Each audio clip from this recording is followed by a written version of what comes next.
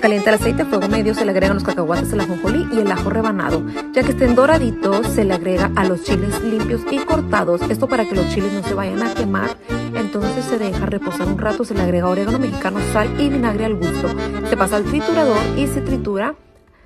Y ya tienes una salsa lista para compartir con tus comidas favoritas. Ingredientes en comentarios.